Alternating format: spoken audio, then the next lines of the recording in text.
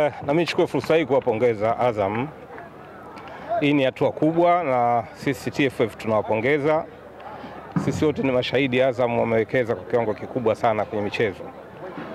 Tumekuwa tukifanya kazi na Azam kwenye sponsorship ya ligi yetu kwa miaka mingi sana.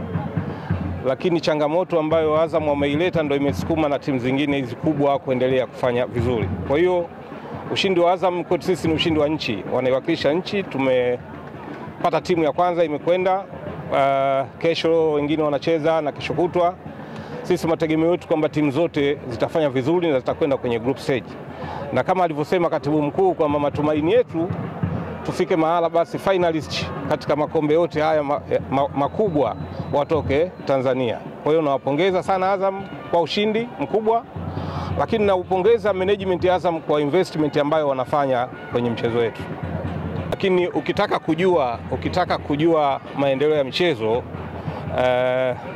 ukiona hata wingi wenu hapa mnavoripoti kwa wingi, manake kuna bidhaa ambayo inauzika kwenye mpira.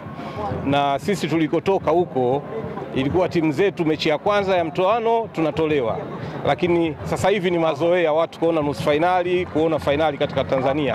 Kwa hiyo ni ushahidi wa kuona uhitaji vitu vingine kwenda kwenye takwimu, kwa sababu juzi tu tumeona Azam pale na pale Zanzibar Simba wamecheza finali, tunaona timu zetu zinavyofanya vizuri.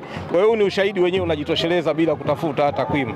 Tumepiga hatua, sasa hivi tuna wachezaji kutoka mataifa yote ya Afrika wanakuja kucheza nyumbani. Haikuwa rahisi miaka 15-20 iliyopita kwa sababu ligi yetu ilikuwa ya hovyo, hatukuwa na timu nzuri, lakini sasa mchezaji yote duniani anaweza kuja kucheza kwenye ligi yetu kutokana na ubora wa ligi yetu, ubora wa timu zetu. Na mnaona wenyewe sasa tunavyoendelea kupiga hatua. Shukrani sana.